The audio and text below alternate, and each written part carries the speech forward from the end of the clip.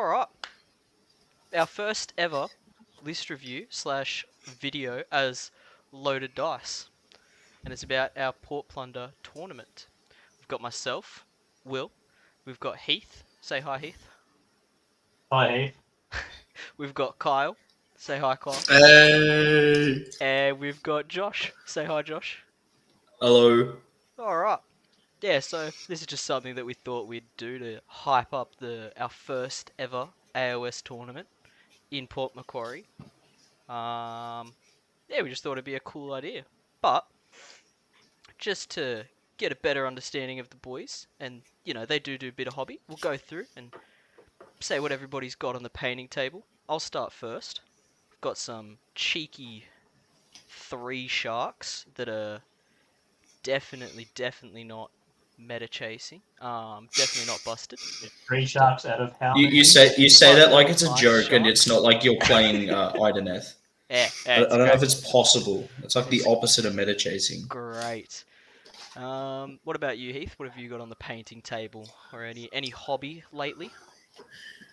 Yeah, just recently finished painting up some ogre cannons. Definitely also not meta chasing at all. And some cheeky little freehand there. It's a tiger. Look at it. Look how pretty it is. Yeah, And nice. just painted up 3 of the buggers. I There's think we're all 2. just surprised that Heath painted something in general, to be honest. Has Oh, been a everyone while is since surprised you've that I painted. painted. It's probably the last thing I do for about 3 months. Heath won't touch a brush for the next 7 years. Like, What's the brush? How do you use it? You get commission paints. But ogres are done. They're ready. Kyle, what about you? Anything on the painting table, mate? I'm thinking. I'm getting. I'm enjoying my time with Soulblind, but I think it's time for a bit of a change. Got some Nurgle on the way to go, so got this boy all magnetized. He's in denial that he's actually just painting a heap load of Star Wars Legion. Yeah, I'm actually just going to paint a heap load of Star Wars Legion and just have. You can just say Star Wars, Kyle. It's okay. Kyle hears about a Warhammer tournament and his brain goes, "What about literally anything else?" What if I play Clone Troopers? Man, I feel like Clone Troopers would be really good in the AOS meta. Alright, Josh. Lucky last. Oh, you obviously far are out. painting right now. Yeah, I'm currently painting Nekari's base with contrast paints because hell yeah. But my new Keeper of Secrets is currently on the painting table, along with my other 2 Keepers of Secrets because I thought a week out of the tournament I would decide to paint up 3 of them, so that was fun. That's alright. But yeah. That's how they get them painted. I'm still waiting on 2 sharks in the mail. Oh. They'll get here on time. You just gotta hope for the impossible of Australia Post being reliable. Sorry, Scott. They'll get here Friday. Or you could just maybe hope for this TO. I heard he's a pretty strict TO. He might stop you. Not the spirit of that game. Alright, cool. So, without further ado, we'll move into the grand event. Port Plunder, our first ever AOS tournament. I'm not gonna lie, I never thought we'd get here, but it's a very good start. Absolutely zero faith in his own work. I'm honestly That's right on the edge of my seat the whole time. All the push is from Will. So this event hopefully goes right, but big props to Will. Big props to Will. Absolutely. Good work, buddy. Without further ado, let's get into it. So, Port Plunder. It's us with the Port Macquarie Games Club. Big thanks to them. October in basically a public school hall. I haven't checked out the venue yet, but it looks to be pretty good. I've been there before. It's good. We have about 16 players, including myself. I will be playing just to even out the numbers. 6 order, 2 death, 5 destruction, and 3 chaos. Pretty interesting spread. I did think we were going to see a bit more death.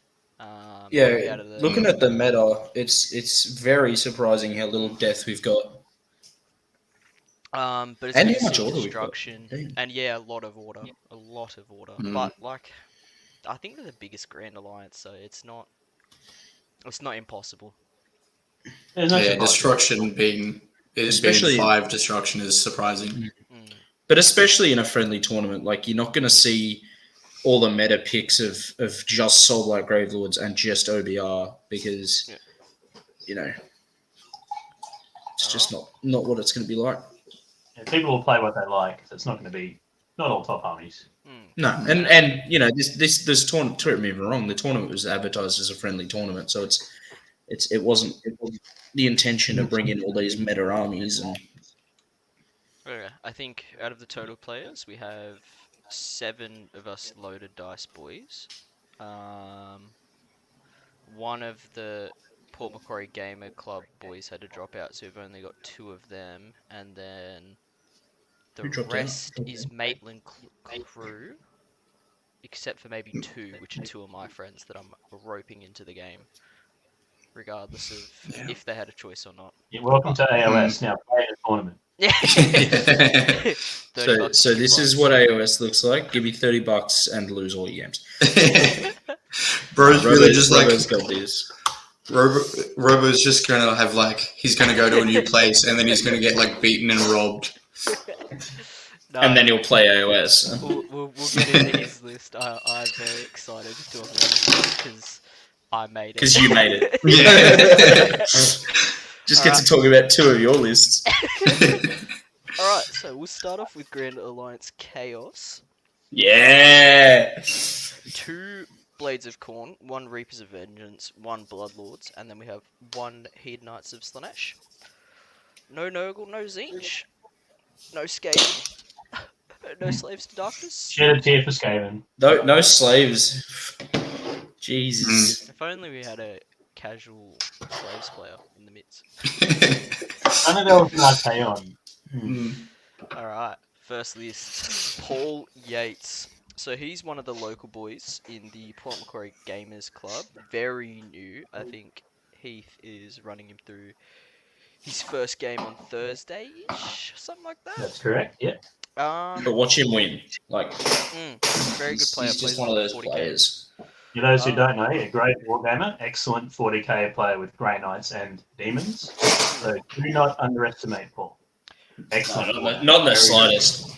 So we'll go through his list. He's got a Bloodthirster of Unfettered Fury with the Polish Nullstone Pebble. We've got a Wrath of Khorne Bloodthirster.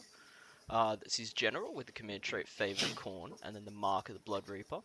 3 Bloodmasters, So each with, the Blood Reaper's the 4-up ward, isn't it? Mark of the Blood Reaper. I think, again, I'm not a Khorne player, but we can always double check that stuff come.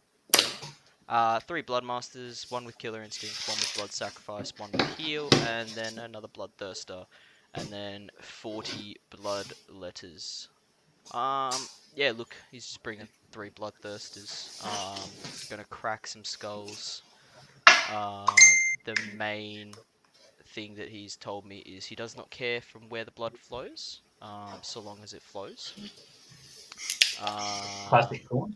He's got Never heard that line sorcery, so he's just gonna have a good time. He's just gonna kill everything. And it's in Bloodlords, so that's the Bloodthirsters on a 5-up do this. No, that's the Blood Letters. Oh, Bloodletters, yep. Instead of a 6-up to 5-up when they charge. Cool. Yeah, so he's basically just gonna go kill some stuff and hopefully table his opponent and have a great time doing it. Heath, we'll start off with you. Thoughts? What do we think? Be excited to see this one on the table if you're an opponent? It'd be good. Well, we finally got him into AOS. Finally got him to dip his toe in the water. So he said himself he's not playing any mortals because he does not own. So this is a demon army, but that's his favourite result. He's played Chaos Demons in 40k for a while. So this is just him having a bit of fun. But we all know 40 Bloodletters, they can do work. That's 80 wounds, 80 attacks, doing more wounds as well. And 3 Bloodthirsters, yeah, they're not as swing as they used to be, but they still absolutely crump. Still a greater demon. With Killer Instinct, one can move in the hero phase. So it's going to do some work. It's going to be get up in your grill and hit you. If you can't survive it, it's going to hurt. But it'll be a fun corner list. Kyle, thoughts? Yeah, I'm excited to see what the bloodletters do. I'm really into a bloodletter heavy list. The bloodthirsters, though, I mean, just throwing threats in people's face is always a surefire way to get damage and make people sweat. But yeah, it looks like it's going to be a fun list. Josh, lucky last thoughts. Man, it's 3 greater demons. It's perfect. That's all you need. It's fun. AOS list should just be 3 greater demons and then fill in the rest with other things. Man, All the boys here know that I just love throwing threats in people's faces. Like three Terrorgeists, 3 Keepers of Secrets. It's a fun way to play. You put damage in someone's face and then just see how they react, and really comes down to whether they can or they can't. And the beauty of Khorne is that you may not kill everything, but you've just got those tools there to help you control how your opponent can react. So like it's pretty crazy. But yeah, keen to see three bloodthirsters on the table, definitely.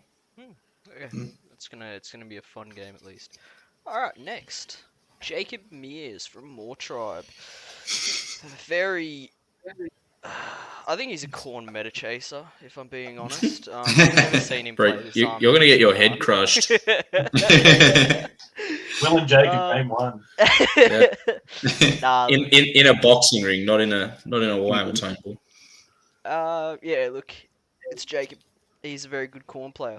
He's got Bloodthirster of Unfettered Fury with the command trait Firebrand, Halo of Blood, and the artifact Halo of Blood. He's got Bloodbite. Pretty sure Halo of Blood's the fancy no spell on like a 2-up or something. I think so, yeah. Prayers are Bloodbind and Witchbane's Curse. He's got a Slaughter Priest with Bronzed Flesh Killer Instinct, Slaughter Priest with Bronzed Flesh Killer Instinct. So a little bit of what's the word? In case one redundancy. He's got another one. Yep. Bloodmaster with the Argarth, the King of Blades. So that's the No turn trait, off words. That's no words. Insane. It's insane. And I'm pretty sure the Halo of Blood, isn't that the fight first? Yeah, it would be actually. Yeah, Yes. yeah, it Hold is. on, Carl. Again, I'm not a Chaos player, so I apologise. And that is your biggest flaw, champion. That's your biggest flaw. Yeah, another Bloodmaster with Blood Sacrifice, Witchbane, and then the Pouch of Null Dust, just to put that pressure. Classic Scarbrand in there as well. And then we've got 2 units of 10 Blood Reavers, 3 units of 5 Flesh Hounds, 3 units of the Claws of Karanak, and Karanak himself. He's in Reapers. Which is his source. Karanak's his secret source. Reapers of Vengeance, so he gets +1 to hit against heroes, and then an extra Blood Tithe if he kills a hero. Is that correct? Yep. Slaughter of Sorcery. It's an auto take for Khorne. And he's got the Hex Gorgeous Skulls, which are absolute menaces. If you roll an unmodified 8 within them, you take like D6 mortals, and you lose that spell. Oof, yeah. It's insane. I fought this list at the last Maitland one day they had. With my Deepkin, and it was an absolute menace. Is it unmodified or modified? I think it's Pretty sure it'd be unmodified, yeah. I think it's unmodified. Because it was made. They'll before just they care put about what's on the dice dice. in, so, but an 8 still, you know, that with the I played against it, and he basically had that in my wizard's face with the Pouch of Null Dust. If you suffer a miscast while the shrine's on the battlefield, it's just pressure. It's just it puts you in a position where if you're gonna take that gamble and you lose that gamble, you're gonna lose a wizard, which can it makes you second guess your choices of casting which spells. is so big. Like making you second guess your game plan is just one of those things. It's so big. Karanak is You know what I honestly. think does that crucial spell? Because you might roll an 8 because it's such a common number on 2d6. Mm. Karanak is probably a very good pick. One that's not seen at all, or if not often. Lets you summon flesh hounds within 8 of Karanak, and they ignore the 9 away. So when I fought it, he basically kept 2 sharks pinned for the whole entire game. Yeah, Which because 2 you sharks is a bring very good the piece. you bring the flesh hounds in outside of 3, And and then you Murder see Lust Murder to Lust hit to get him into combat. It pretty much just means that you're locked in your turn without him having to survive a combat phase. Yeah. It's big. It shuts down movement. It's massive. Or even just like having Yeah, someone forced to be shooting into like a unit of flesh hounds, which you just don't want to be doing. Like, so good. Heath, you've Especially also because they're fought pretty this, cheap, aren't they? Yeah, 100 points for like 10 wounds. Yeah. How many summoning points? Like Blood Tithe. 5 or 6, I think. Not Couldn't tell you, but it's Yeah. not not many. much. Not much. It doesn't. You know, it's not something that he's paying an arm and a leg for. They're just a cheap and good screen. We'll go into thoughts. So Heath, you also fought this list. What do you think? I did fight this, going for 3-0, both of us. Very, very good game. I won't give too much away because it's a list review, not a list breakdown. But this definitely gets into the really techie side of Corn. It's not up in your face and smash like Paul's list is this. It plays into all the techie stuff that Corn has, like Murder Lust to shut down your movement phase, summoning the hounds into combat, can stop Unleash Hell. 2 cannons couldn't do it. Which you would have hated. It was a power move. It was great. But this list in the hands of this player is very, very solid. It's very techy. It is very good on the primary, very good on the secondary. It's an all-round solid list. Kyle, thoughts? Yeah, I mean, I just love like small cavalry armies. So I love seeing the flesh hounds put on the table. I love the Karanak model, so I always love seeing that on the table as well. Best boy, Jacob's boy was there, and he loves Karanak. Best boy. Yeah, exactly. And yeah, it's just good, reliable. We also can't forget the what was it, the little priest that'll just sit in the skull altar and just throw mortal wounds your way. That's always something to keep in mind. A good, as Heath said, good list, good player. And there's a Scar brand in there as well. I think we're glossing over the fact Oh, that yeah. there's a Scar brand. Josh, thoughts? What do we think? Look, it's Jacob is just a great player. He's been playing Corn for so long, and this is just him doing his own little spin on it. And holy dooly, is he good with it? I haven't played against him personally, but watching him play, he just knows how to play it. He just knows how to pilot it. Simple as that. He knows exactly what to do in any situation, and he does it. Not much more to say. All right, on to the next list. Josh Vibert from Dice. Well, Josh, it's your list. I think you can walk us through it. Look at them all. That is his list. He's just shown us. We can move on now. Yeah, that's my list. 3 keepers are back, baby. Pretty much. I've been getting bored of playing slaves, and I wanted to play something different. And then I went, how many Keeper of Secrets can I fit into a list while not being just Keepers of Secrets? So I've got the Keeper of Secrets in there, that the general, really fast, can stop piling moves, 6-inch charge, not 6-inch charge, 6-inch piling, all the fun stuff. Shalaxi's in there because it's cheaper, and when I'm not putting artifacts or command traits, she's kind of really good.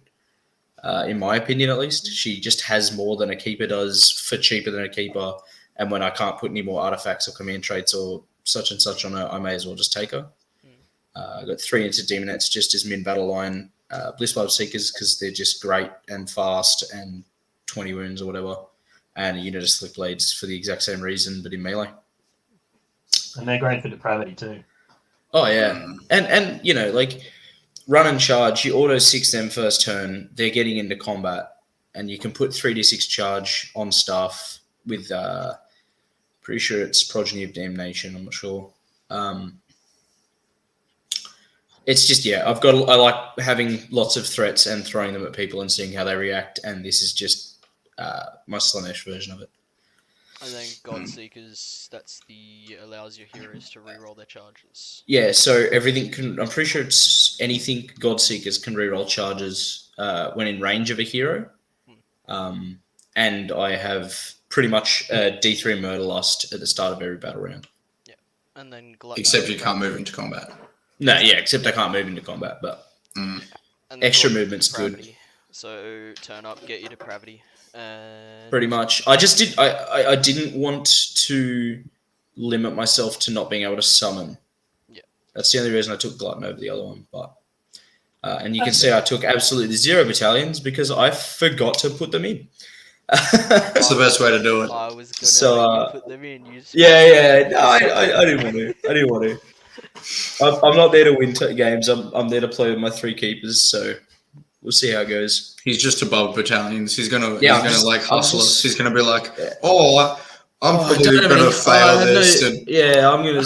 Oh, this is gonna suck. Oh no. anyway, like 46 mortal wounds, please. Anyway, that's 6 Baron Guardian you phase. Oh, it's 50. You definitely taste the soul here, can't you? Yeah. No, it should be good. It should be good. That General Keeper of Secrets, I'm excited to play with it because it just seems like a fun time. It's gonna Especially since the keepers are high fiving each other, giving each other a fight twice. Oh yeah, 100%. Tag team. Like I chucked 2 keepers in, and it's just gonna be fun. It's all I'm doing. I'm just having fun. Yeah.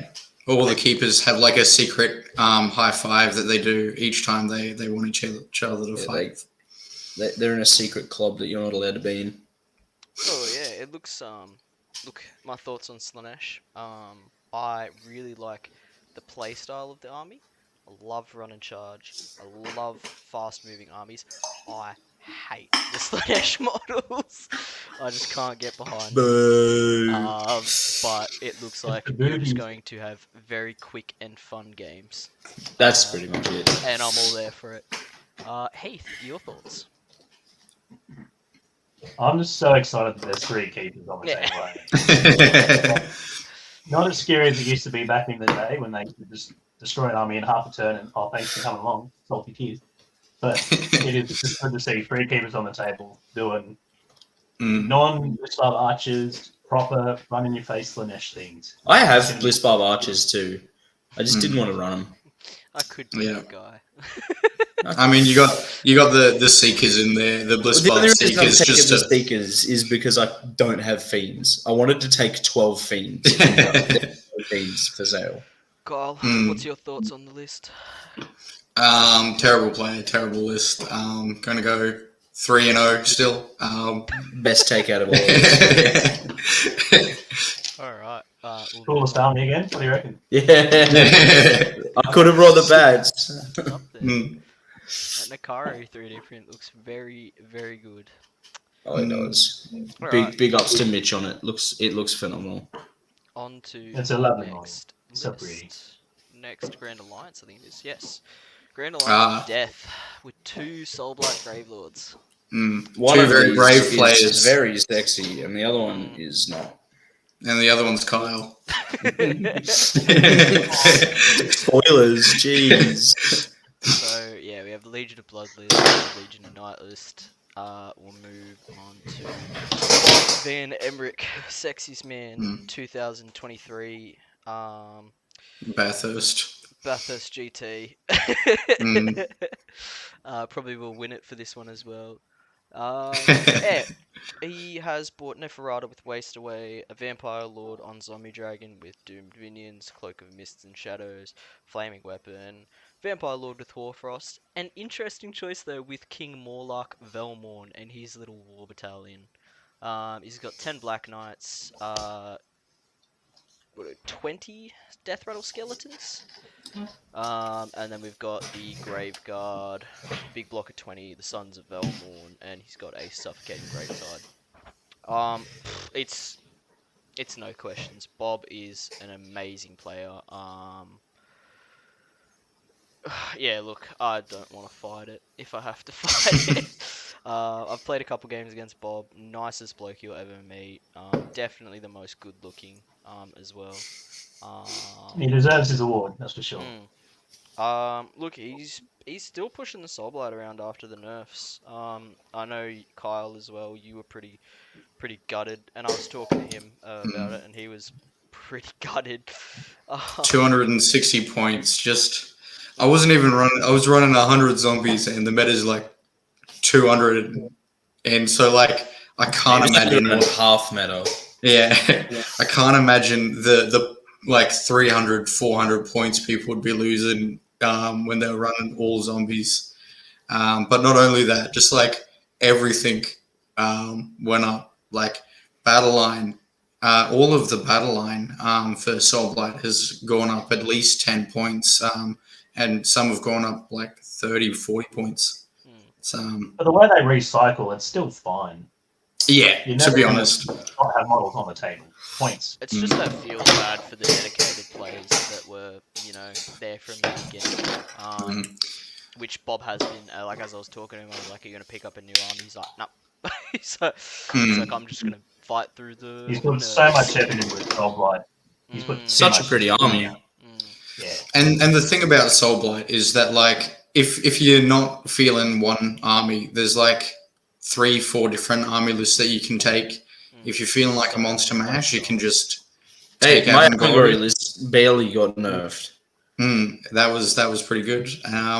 If you want to just take mass zombies, you can go Viacos and just like win by boring your opponent to death. Or you could do what Bob's doing here, and you can smash a vampire lord in someone's face and be like, "Do you do mortal wounds? No. Okay. I guess. do mortal wounds with the Grave Guard. Yeah. Throwing Grave Guard in. Yeah. And then there's the Neffy. It just he's playing a classic Legion of Blood list, and There's some we know spicy it works. picks. It works. Yeah. And he's a phenomenal player. Doing so well at some pretty major tournaments, and being just the nicest bloke while being there and winning. Oh, see you later, Josh. Josh has gone. Good one, Josh. Oh, we got him back. You're gonna have to add me back in. Oh, you? I don't know what happened then. You just dropped him. Heath, thoughts? What do we think? I think. Alright, Kyle, thoughts? But normally we're fighting zombies because of a certain person in our group who's on camera right now. But yeah, I played 2 games against Bob. He knows his army so well, and it has the Soulblight tricks. Like he's still got the grave sites. He can deep strike. He can recycle. We all know what the vampire lord on the zombie dragon can do. How hard that is to kill, especially with the hunger. Neferata, placed away, is nasty. I don't know what the Sons of Velmorn are. Hopefully Kyle can explain them. They it's basically just stand on It's a great army in the hands of a great player. Yeah, they're very, very tanky. They get like free. They get to be issued command points for free from the king himself. They come back like regular skeletons do, and they've got a great save. 4 up naturally, and then once per game they can make themselves 3 up naturally. So can get them up to 2 up, I think, because I think it edits the save characteristic. So some sneaky tricks and doing the grasping dead. Just if they're out of combat, just load them up with their 3+ save and. Does it change the save characteristic? I think it does. Either way, you give them Dark Mist, you chuck them into something, and they probably just won't die. Getting a pretty easy battle tactic. It's once per turn. Its save characteristic turns to a 3-up. Yeah. But they Yeah, can't pile him. So they can do it every turn. Just Mm. once. Yeah, Still pretty good. Thoughts on the list? I think Kyle gave a bit of thoughts there. I'm going last, so I haven't got much more to say that hasn't been said. Yeah. It's Bob. Bob's a great player and an amazing opponent. Suffocating Gravetide in the list just to deal with other things. Just to than deal with just- any other soul light list, yeah. Good name. Graveguard So- will kill whatever they go into. 3 ranks deep is ridiculous on them. I think the Velmorn and the what are they called? The Sons of The Velmorn. Guard or whatever. The Sons of Velmorn. That's crazy. Who could have guessed? I think Frost on they're the Vampire Lord, just yeah. and yeah, I think it's Bob playing what Bob likes to play, and I'm keen to see him enjoy it because there's still quite a bit in that list for 1960 points. He's 19. Like, there's still a big points. Yeah, like there's still a 20 block. Is it 20 block of Graveguard? Yeah, and that'll kill whatever it goes into.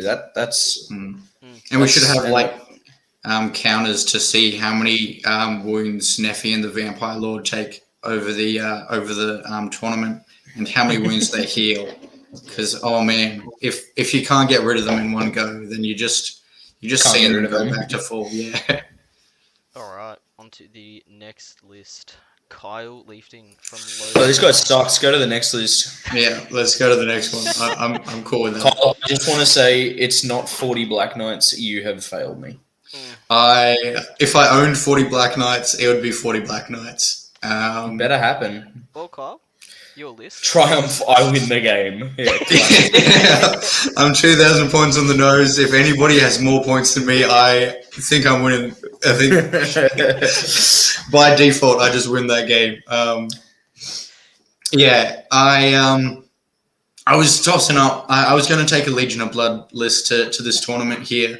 And then I ran into 3 cannons and 9 sharks, and my stuff got. Man, you guys didn't get to experience him being depressed over it. He's like, I got beat by 9 sharks. I don't even know what to do. Yeah. But yeah, I was like, I'm an Anaran, and then I was just like, I've never put together a Legion of Night list, and I've never played it. A Legion of Night list properly, so I thought I'd give it a go. So I kind of had to pivot from what everyone else was doing, with the Vampire Lord just going in and Hoarfrosting. I've still got Shaman of the Chilled Lands on the Vampire Lord, just because if I'm in the back ranks and someone charges me, I can do a sneaky little blizzard, try and get those things off the board. Say if an opposing zombie dragon tries to mess with my front line, I've got it there ready to go. But the plan is pretty much just to teleport in my turn, either throw out a couple of endless spells, Geminids or Gravetide, depending on what I think the best is, and then or even just teleport Manfred and have him cast his mortal wound spells, which is just so good. I love Manfred. 18-inch range. Pick a unit. Every unit within 6 inches of that unit takes D3 on a 3+. Just seems pretty good. Good way to deal with 9 sharks. If he doesn't get shot off the board immediately. How many drops you there? Waste away, fading vigor, bad. Yeah, waste away. I teleport Manfred in to 18 inches. Waste away your biggest threat. If you give me first, that's probably the plan. If you give me second, I'll probably just go for some offensive spells, Geminids, Suffocating Gravetide. And then Yeah, I've got the charge in the opponent's phase, so I put Black Knights in the list with a White King because Free money. try and stop me. Yep. It's with the Black Knights. It's pretty sneaky. The White King is summonable, so he can deep strike with the Black Knights. So if I want, I can have a rerolling charge from deep strike. It works. It works like 60% of the time, which is good enough for me. Yeah. Every time, 60% of the time, it works every time. It definitely seems like you've got a lot of utility in the list, like Shaman of the Chilled Lands. You've got the Blizzard in case some big threat gets close to you. You've got the Hoarfrost. You've got even Rupture, which is a free battle tactic. Like if all you got to do is make it endless spell wild, that's 3 points, especially with the Warbeck's Claw. Like it's good. And Taurian Acolytes just free money. Free money, right? Exactly. Yeah. It's very spellcasting heavy, so I went heavy into the Taurian Acolytes, Morbegg's Claw. I put a Corpse card in pretty much for the +1 to cast, but my 80 zombies that I have in the list, I think they'll really appreciate having mortal wounds on 6s to wound. Heath, thoughts on the list? Yeah. Yeah. It's 80 Yep. zombies. Yep. It's 10 wolves. Oh man, I The forgot Black about the Knights can 10 make wolves. charging that with Mortal Wound, and Kyle has not failed the charge with the Black Knights. No, I once. don't know what he could have done. Shout out Keith from Crutch Hammer who'd have like Peter. And then just does 15 mortal wounds to a cow.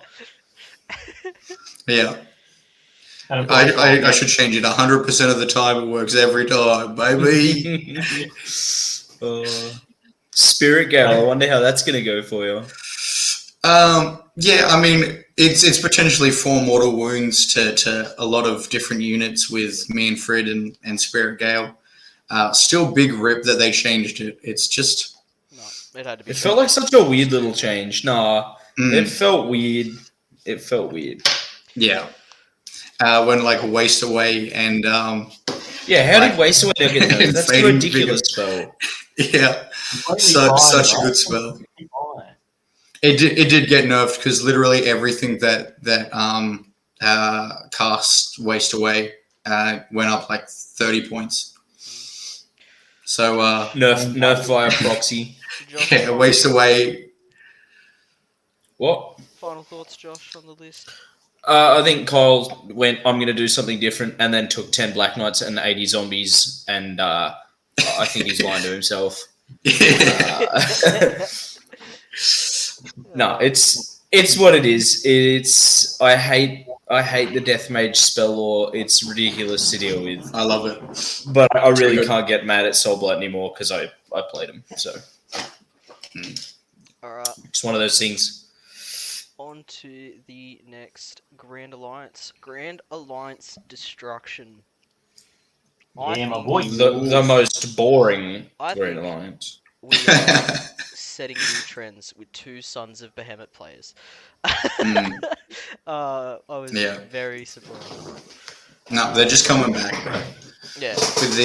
With all their new... Broad Stomp looks great though. I'm not Well, excited just- to clean up that table.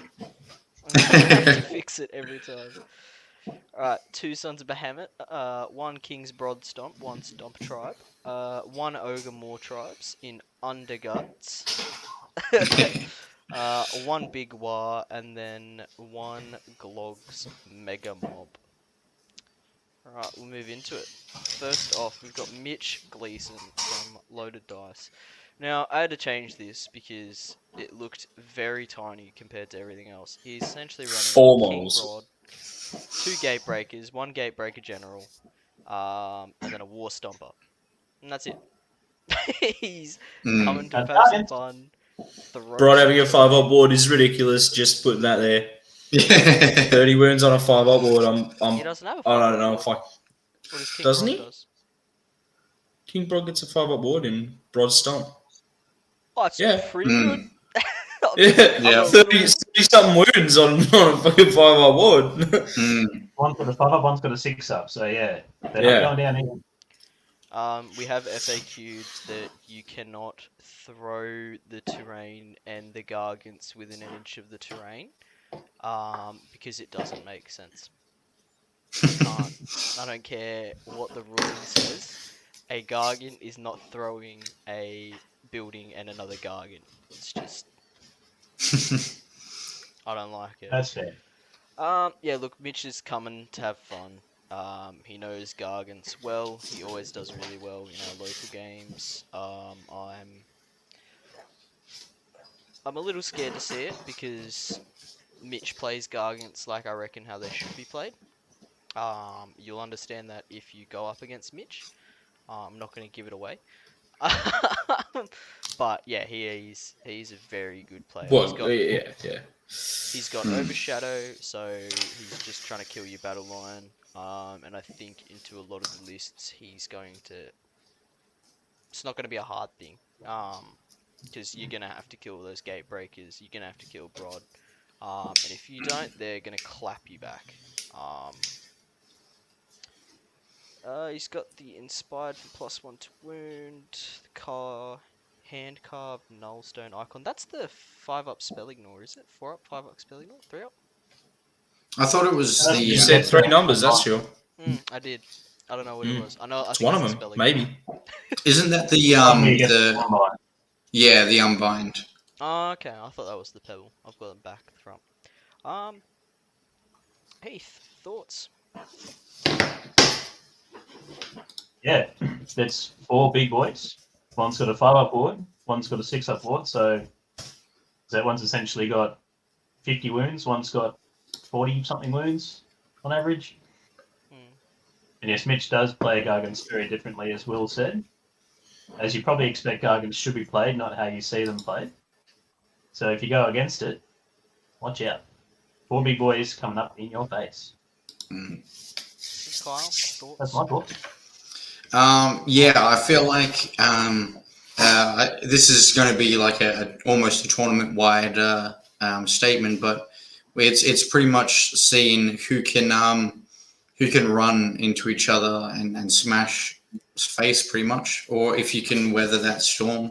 There's lots of lists that want to just get up and really hurt some lists, and I think it'll be interesting to see like how those types of armies play up against each other.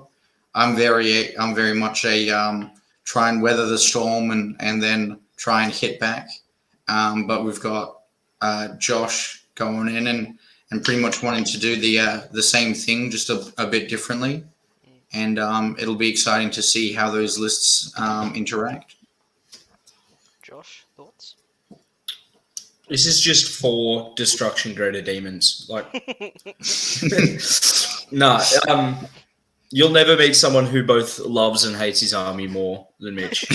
I'm surprised he didn't change armies just before due date. But I'm glad he's finally taken them. I think he's going to love King Broad Stomp, and I think he's going to do really well. Not much more to say, really. The interesting point that I will make is battle tactics. I'm going to be interested to see what battle tactics he does. I'm not 100% sure on the Gargants, but I reckon that'll be something to watch out for, is how he plays his battle tactics. Gargant one's doable, but it's matchup dependent. Yeah. Alright, on to the next one. Grant. Also, King Broad Stomp, I'm pretty sure he has, like, the 5-up ward, he has to be within 3 inches of another friendly Gargant. Oh, okay. Yeah. Grant Weatherby? So this is the other side of Gargants. Who dropped out, by the way? Soerlin did. He. Yes, yeah, I remember. Yeah. He just went Stormcast. Yeah. Grant is one of the other Port Macquarie Gamer Club boys. And he is taking a very opposite list to what Mitch has, with King Broad, War Stomper General with Monstrously Tough, and then the Glowy Shield of Protectingness. And then he's rocking about 7 Man Crusher Gargants. 7 Man Crusher Gargants. In the Foot Sloggers Battalion. He's got the grand strategy Make the Land Tremble, which is just every at least one Gargant had to have run or charged each battle round, which with 7 man crushes is very doable. He's gonna get it. Yeah. He's got a King Brod as well, so it'd be interesting to see King Brod's performance in the Stomper tribe and his own battalion, and then the War Stomper, which I think in this Stomper tribe can issue commands, like 3 commands to the man crushers. You can do 3 commands for 1 CP. Yeah. And then I think they also get an 18-inch range charge, or am I? I'll live in an 18 run and charge. Yeah. Mm. Yeah. So That's pretty It's- quick.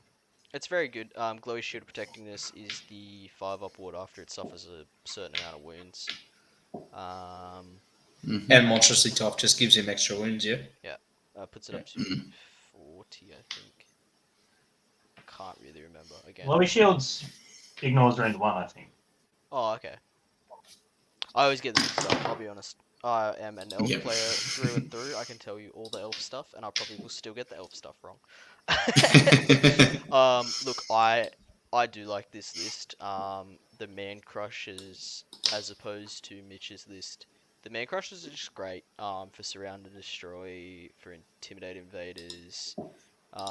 They can help you get that grand strategy a lot easier. And they can spread out, and you have to deal with them. And you can't just, you can't put your weak chaff into a man crusher. You do have to put a fair bit, and if you don't, he's just going to score objectives. I think it's hopefully this is a good sign that we've got 2 very different lists in the Gargants, because for a while there it seemed like it was lots of the very similar lists were taken all the time. So hopefully this is good things to come for the Gargants here, and yeah, hopefully it should be fun for both these players. It's Gargants in of themselves are just they play differently. You've got to really think about how to go up against a Gargant list way differently than you have to think about other armies. And just to see that has like these 2 armies have translated into feeling like a Gargant's army, but just playing differently is hopefully a good thing to come for pretty much the state of AOS. Heath? So just quickly, monstrous tough puts it to 40 wounds, and glowy shield protectiveness brings it from rend 1 to 0. And 6 up saves mortal wounds reflected. Okay. Mm. Heath, any thoughts on the list? Yeah, I got to play this the other day. Did a practice match against Grant. Took my Meat Fist Ogres. I gave him a little bit of a pounding. Iron Guts went really well that game. But it is lots of little threats. Like all the Man Crushers, they're all monsters. They charge in, they do monstrous actions, they do mortal wounds on the charge. They count as 10 on objectives as well. The big boys count as 20, 30. So it's good at holding objectives. They run, they smash, they throw rocks. Grant's there to have a good time, but the Man Crushers can do work. They're all individual monsters. 140 points for running and charging, throwing rocks, big damage with the club. Yeah. It's interesting list of verse because it's not what you'd normally see for Gargants. As Cole said, hopefully this means a bit of shake-up in the whole meta.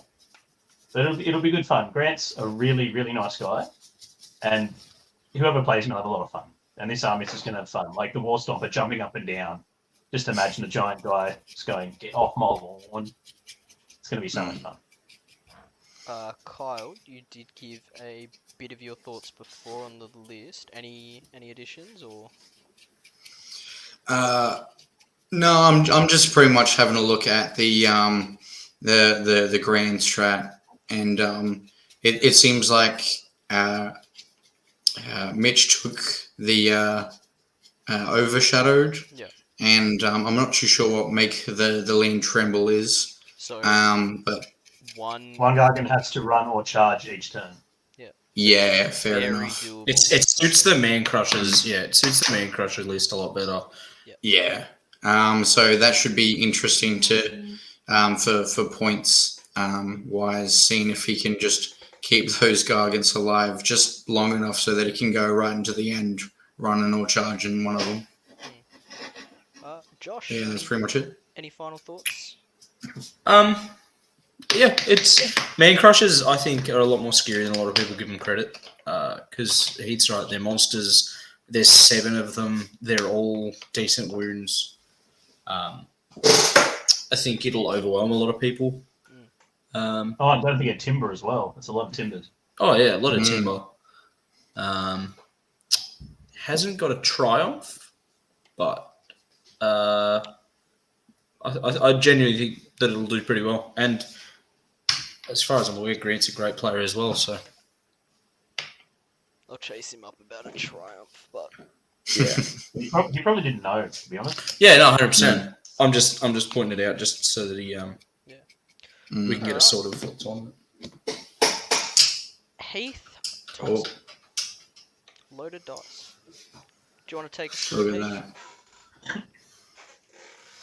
Yeah, I'll take you fifth for this. So I've been playing Ogre for most of my AOS playing career for maybe the last 5-6 years.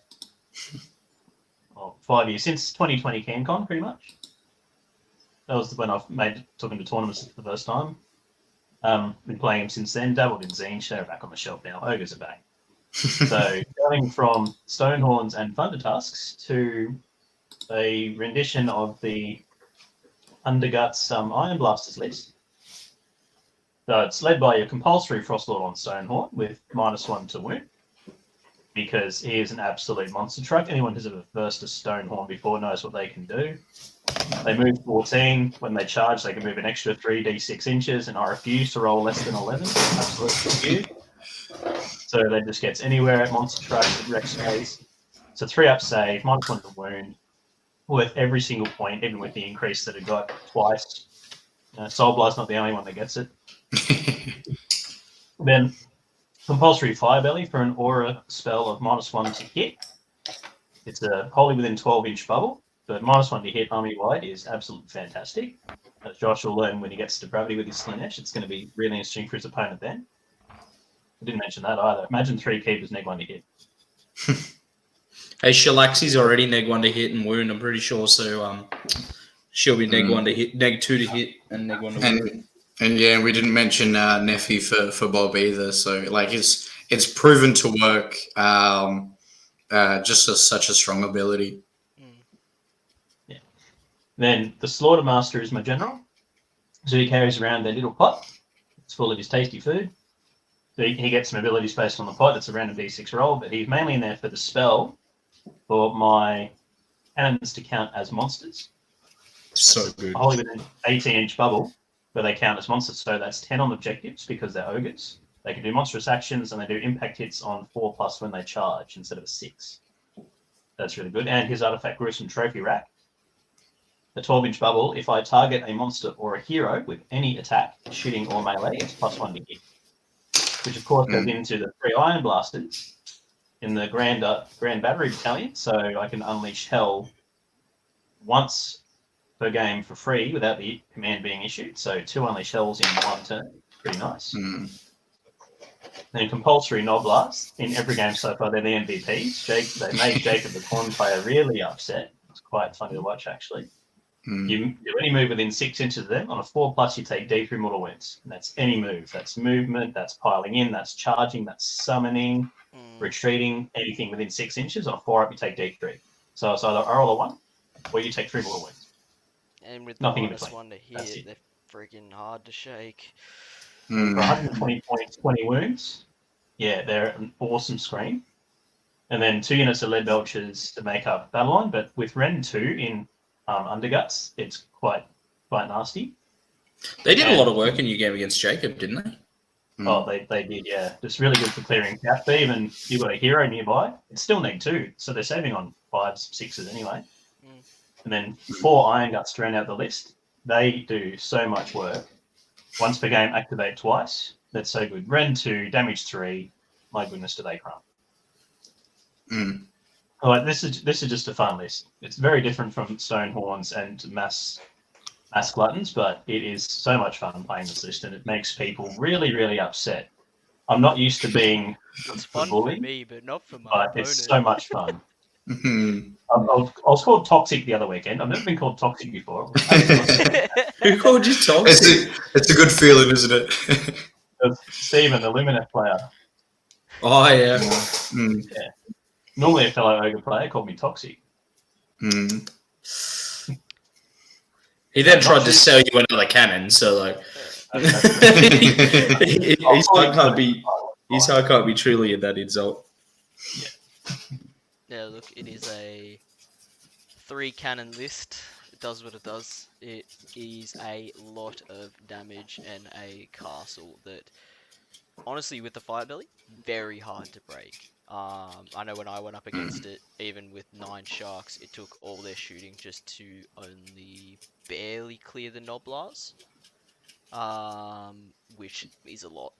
Um, yeah, and then with the 3 iron blasters, even the lead belchers, the iron guts, it just does a lot of work. That frost lord as well. Frost lords are just a great unit. Though I reckon they're auto include in every ogre army. Yeah, 100%. I think Just for it's that Every monstrous time. action. Mm. It's a ridiculously good monstrous action. Oh, so good. Kyle, thoughts? Yeah, I think the list it does what it does. It does it very well. And I think well, I mean, good on you, Heath. I love seeing it on the table. So my only note is that you need to take out all the everything and just put more Noblars in the list. I'll get right We'll on convert him one day. We'll get him onto that. Josh, How many? What? Someone made a list the other day. How many Noblars can you fit into a list? Too many. that. That was I remember- ridiculous amount. It's Yeah, it something was like some- I remember when Yeah. Ogres first came out.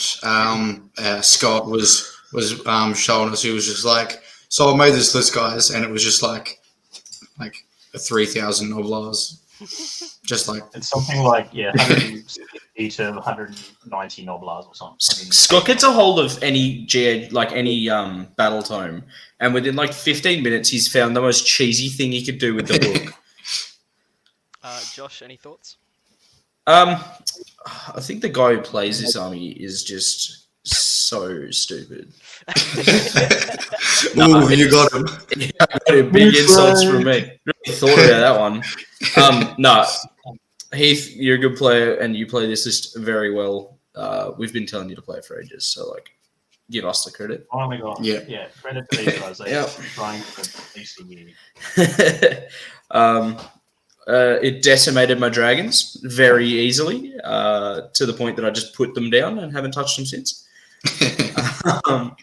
Keen to see how you do again with even more games under your belt.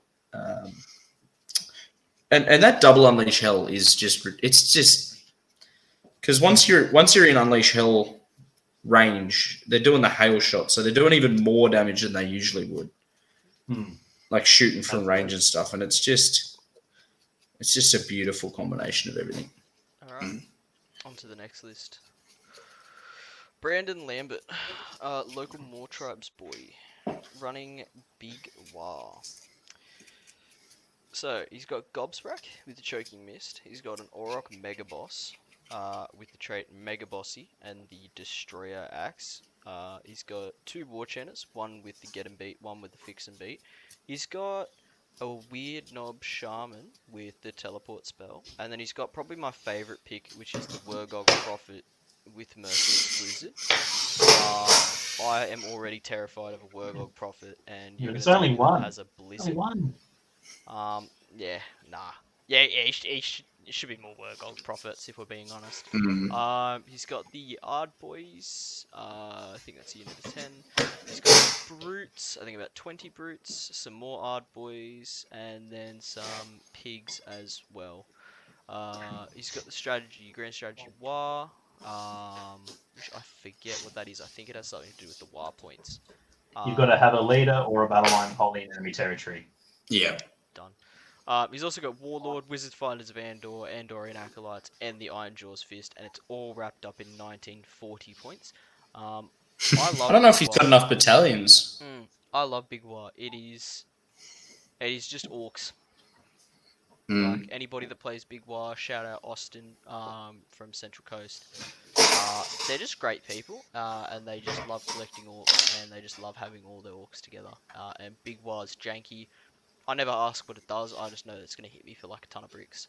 I'm excited to see how he goes because I know he's been playing Big War for a little bit. He has jumped around with armies, but he has settled on Big War and is really enjoying it. So I'm keen to see how he's going to go this weekend. Heath. Probably good to ask him about his triumph as well. I think it's the army that has the least amount of points. I'm just not going to give him a triumph. I let him. Yeah. I let him change it to put his grand strategy in. I can't. The triumph. I just probably forgot it on the PowerPoint. Just whatever one he asks for, don't give him. I'll give him. Yeah. I'll give him the Just pass battle shock. That's it, right? No, because that's good for orcs. Yeah. Actually, Give him the reroll charge because they've got so much of that already. I forget. I was thinking just then, like, oh yeah, what triumph would be bad, but all the triumphs are good. They're such a strong little ability. Heath, Yeah. any thoughts on the list? Yeah, Brendan's been playing Bone Splitters for a little while. I think since last CanCon he dropped his beast and he's gone to Bone Splitters. Now he's playing the Big War. So he's relatively new to the game. He's relatively new to the army, but it's got everything good there that Iron Jaws have. Look, it's got 20 Yard Boys. They're tanky. They're tough. 10 Brutes. You can't contest objectives if you're a 1 or 2 wound model near them. So that's a bit of nasty tech that people are going to forget about, and it's going to hit them in the face. Bad cow pun. 6 pigs, they do 6 pig things. Gobsprat, really good with the primal dice for denying. He denies you, you take d6 mortal wounds. Yep. So good. So that's something Pretty to nasty, remember. The only thing that surprises me, the Word of Prophet doesn't have the glowy tattoos. I thought that's a compulsory artifact. That is true. So Is that The water. is that in Big War or is that just a Bone Splitters? Well, it's a Bone Splitters artifact, but you could always take it in Big War unless they change the rules on it. Kyle. But yeah, it's Big War. It's going to do work. Like, it's going to hit you in the face. And Gobsprat's going to just do chip damage on your heroes every now and then if you cast spells on 10 plus with like deep mortal wounds or something. Near the Brutes, you can't contest objectives with your small models. And yeah, Brendan's learning as he goes. So he'll learn to pilot this very well. And for some people, it will be a surprise. He's very keen on him. Yeah, last time I played Brendan, he seemed to really know his army, and he's doing really well for himself. Playing, I think it was Bone Splitters when I played him last, and yeah, it like orcs always have something surprising. Like even the mega boss with the I think the destroyer artifact. Oh yeah, destroyer. Just the amount of damage. Like I think I played up against another orc player who had the destroyer artifact, and he was just like, "Oh yeah, this foot hero just did 6 damage," and I went with 2 attacks, right? And he's like, "Nope, just the 1 attack, just did 6 damage," and he throws like 6 of those attacks at you. So it's crazy how much damage that orcs can do, and as he said before, the sneaky tech that's all over the place. You don't want to be charging orcs because you don't want to get Wurg Prophet, Mystic, Merciless Blizzard, and you don't want and you like want to be second guessing your spells when you cast around Gobsprat. It's definitely going to be an interesting list to go up against.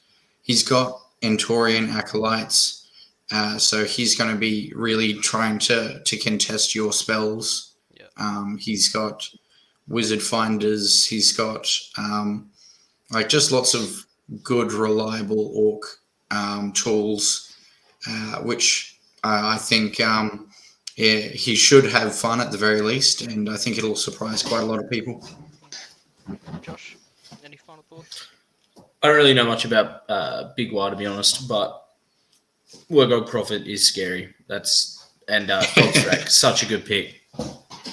Yeah, I don't really know too much, and there's not much that hasn't been said, really. All right. We're at an hour, so. Scott Batchelor from Loaded Dice, our boy, our Trog boy. Mm. We He finally took drugs again. nicknamed all of them. Finally, Yeah. he played he has played as a total of 0 events without Trogs. Yeah, so he's got Glipglogs, Megalob, whatever it's called. He's got a Dankhold Trogos as Blaze the Dankest with the trait Loon Skin and Spooky Skull Fetish. He's got Scragrot, the overpriced Loon King. Hot take in my opinion. I think he is fine at 230 points. He's got Trug. Needs to go up. He's got Trug the Trogoth King. Steve forgot how Blizzard works. Web Spinner's Shaman that has Hoarfrost. He's got the Trolling Stones, which is some Rock Gut Trogos. He's got Rock and Troll, which is some more Rock Gut Trogos. He's got the Roadies, which are the Moon Clan Stabbers. And he's got Gobblepalooza. No, I don't need to roll for that ability. And then he's got the No Rule Wolves. The No Rules Wolves. As the Snarl Fangs. He's got Chasing the Moon, which he just has to have his general in the light of the bad moon for 3 battle rounds. Not hard when you have Scragrot and the Malevolent Mooner. I also forgot a Brimming Glass of Spiders as a Scuttle Tide. Definitely not hard grand strategy to achieve. You just gotta have that Dankhold Trog boss under the light of the bad moon for 3 turns. Look, it's not hard. The Dankhold Trog boss is a tank. Scragrot is amazing. It'll be interesting to see how Trug goes. I haven't seen much on Trug. I know he does a bit of damage though. The Web Spinner Shaman is honestly hilarious because of the Blizzard nerfs. So he's just giving it Hoarfrost. And look, the Rock Guts do what the Rock Guts do. They tank a bunch of damage and deal a bunch back. The Stabbers are very good for also contesting objectives 9 away. Gobblepalooza, great little unit. And the No Rule Wolves are honestly just hilarious with, I think it's they can unleash hell and then move away from you. Or if they redeploy, they shoot you. It's one or the other. But Both got Pelvis. Yeah. Yeah. None of us will check. Mm. It's funnier if we trust him. He is in a... What has he made it? He's got 2 drops, I think. With the 2 battle. Yeah, he's 2 drops. 2 drop. Inklog's Mega Mob. So those Rock Guts and all the Trogs are healing at the end of each combat phase. Is it the start or the end of the combat phase and then in the hero phase? After they fight. Yeah, it's after that fight. Yeah. And I know he told me his triumph, but I completely forgot it. I think it was the +1 to wound. No, it was the charge one. So, reroll charge, Bloodthirsty as his triumph, which 1985 points. You take it. There's some 2,000 point list. Thoughts, Heath? Josh, you want to go first this time? Oh, I don't mind. I still don't have much to say. Scott loves his Trogs. Scott is just so fun to play against, and then 35 seconds later, he's just beaten you to a pulp, and you're like, oh, cool. Trogs hit hard. They heal. I'm keen to see how Trug goes. And it's always a good time playing with Scott, really. The Gobblepalooza is such a good unit. So is Scragrot. And he just knows how to play the game. It's another one of those situations, I think. Kyle, thoughts? Work our way upwards. The dip, whatever. From the up. Yeah, I think Horfrost is a interesting pick, making like the stabbers potentially a threat on the board is always like on the table there. Even with just like add an extra rend or like making it easy to hit for the other trolls. I think the other trolls it should be good. And then he's just got some really really good reliable spell casting. Scragrot, Gobblepalooza, just really good. A 65-point wizard, like oh my god, just crazy. And then yeah, some good tanky front line as well that can hit hard. I think it's a good fun list. And yeah, hopefully Scott can enjoy this last bit of playing Trogs before he just dives headfirst into Straight commitment to Yeah. Caesar Sigma. How many Steam tanks is he paying now? Like 6? I think he's got like, 5 on his table. uh, How did that go against you the other day? Well, oh, you loved that game, didn't you? Steam tanks are another conversation. Hey. next review, Oh, next one. Yeah, anyway, enough about Scott. Hate him. Yeah. Scott bloke, Jesus. Heath, any final thoughts? Yeah, I think Scott wins for naming all his units and making it hilarious. No one else named theirs because we're all noobs. Scott's second love is his trogs, and he's finally got Trug the Trog. He's going to trug along. He's going to do trog things. Whoever plays Scott's going to have a good time for about 15 seconds, and then they're going to have not so good time. But Scott is an amazing man, lovely man, probably the second sexiest man alive. He's going to have some fun with his trogs. Yeah, look, Scott, it's a fun list, buddy. Can you keep playing this and keep those Steam tanks on the shelf? I don't know if you'll ever be able to pay him enough money to do that, buddy. I'll buy him another Steam tank so he doesn't fight me. Alright, on to our final Grand Alliance order. Now, this is where I'll actually know what I'm talking about, finally. Because there are I hope you forget every rule you've ever learnt right now. Yeah. 4 Alpha armies. Alright, we have our good friend Alex Windsor. I am excited for this list. It is just a classic Marathi and the Bird Stakes. We're giving made him his this first list? game on. Yeah, I wonder why he's so excited about this list. We're giving him his first game on Friday, and I'm basically just going to give him a play-by-play of how the list goes. Basically how you taught me, Josh, of you do this, and then do this, and then if it fails... Not my problem. It's got Marathi, just because it's Marathi, it's a big snake lady that he can run up the board. It's got Hag Queen as the general. I couldn't fit the Melusa Iron Scale in, but I don't think she is worth the points anymore, especially not in Zenith Kai when they're already a battle line. She's got Zealous Orator, so the 4-up rally. She's got the Crown of Woe and Cataclysm of Murder for the Explode on 6s. Look, I'm not really... The Hag Queen's just there for the Explode on 6s and to give the cup. So you got a second source of explode on 6s for both Basically, units. Yeah. It's got the 2 units 10 Blood Sisters and then the 10 Shooties and then 2 units of Heart Renders purely for the what's Battle tactic. Battle tactics. Yep. Drop down, have 2 of them shoot. They're Only one great. icon bearer though, so whoever made this list isn't very good. That's a miss. That was a tick Rookie. there. I was very tired this morning when I went through this. Yeah, it's just gonna score battle tactics. It's the one thing that Daughters of Cain are amazing at doing. Is the battle tactics game.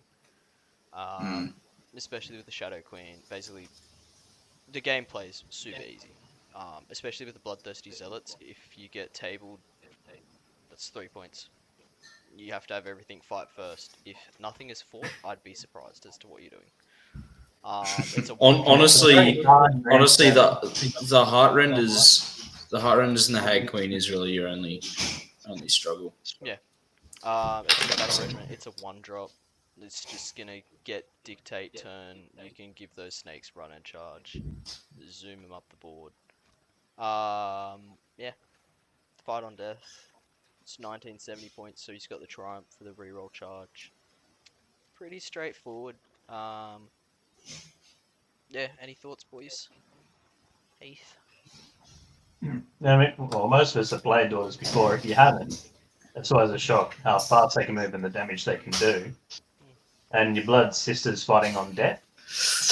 That'll get a few people off guard as well.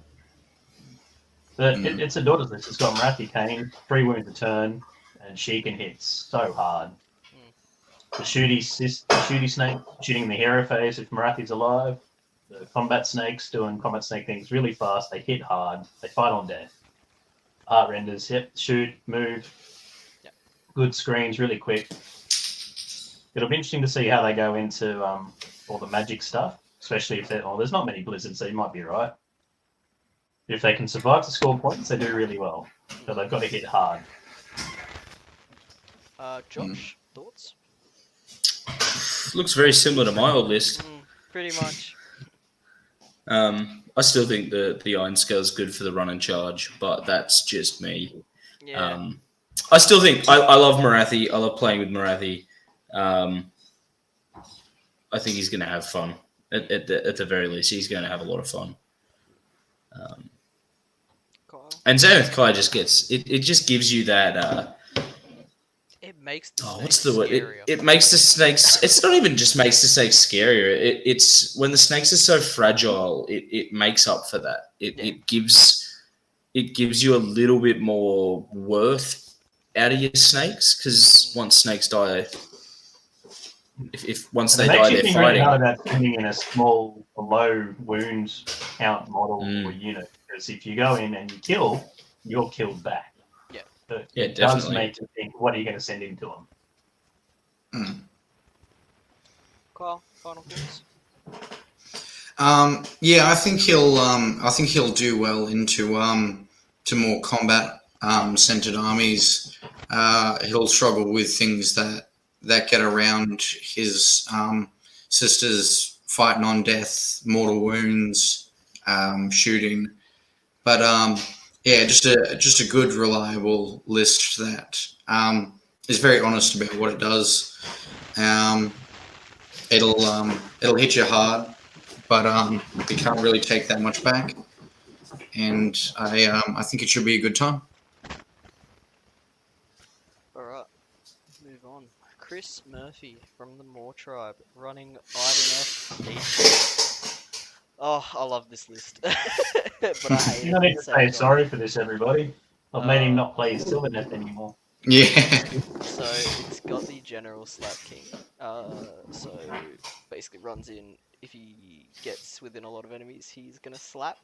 He's got the Sippy Cup, so he gets a super buffed turn, but will probably be his demise.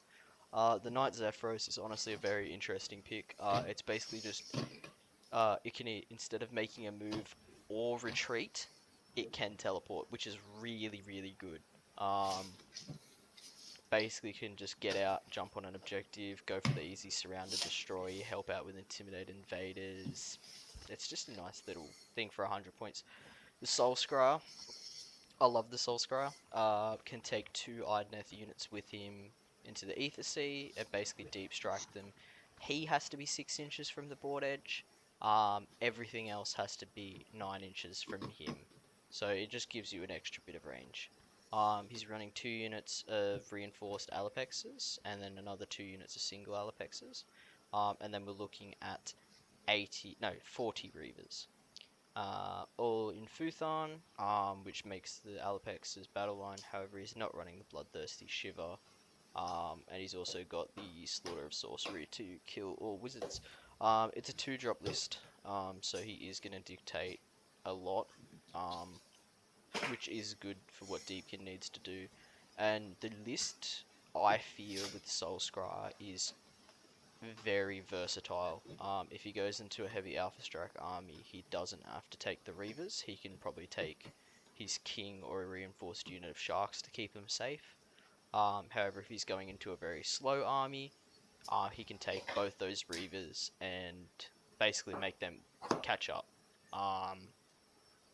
It's interesting. I really like it. Curse, you're probably not going to see just because by the time the Soul Scryer comes down, unless he's dropping at turn 1, like it's not really in range of anything to get Curse off. But Even still, like he can give a 6-up ward bless, I think. So it's just an extra little bit of versatility, I think. That if it does go off, having Reavers do, I don't know if it's in the combat phase, but just having Reavers do like mortal wounds on 6s is just pretty nasty, I think. yeah, and he's not running like a turtle or anything that he needs to heal. Yeah, look, it's just it's a very interesting list. It's very versatile, and I'm very keen to see how it goes on the weekend. Being a big Deepkin fan. Kyle, thoughts? Yeah, I think Sharks are very strong. They're a hybrid unit that's now 150 points, and So good. yeah, they just do what they do very well, and I don't think he's got the king to give them +1 to hit, For the which Riders, is yep. for the riders +1 to hit. So that'll be interesting to see how that plays out. And you've always got to think about the Ideneth like tides. Really got to play around that. But I think with how he's built his list with the Reavers and with the Sharks, I think he can both take advantage of and even ignore if he needs to his own tides, so that he can go up against different armies that can react to his tides, I guess.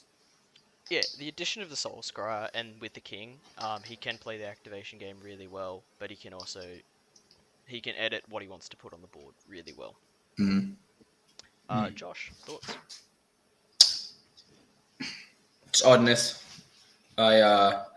I think that king is going to kill a lot of stuff, but it is going to die so quick. It's exactly what you said. It's a cruise missile. It goes in really fast, it hits really hard, and then it's not there when the dust settles. So long as Knight Zephyros, great for surround and destroy, little objectives, intimidate invaders. It's a great little piece. I'm a little confused why the Alapexes aren't in Bloodthirsty Shivers, but I'm sure there's a reason. It's New army, I think. Yeah, and it's 6 Sharks. It's still going to kill a lot of stuff. Same with 40 Reavers Deep Strike. If he puts them into Deep Strike, that's a lot of shots coming at you. Yeah.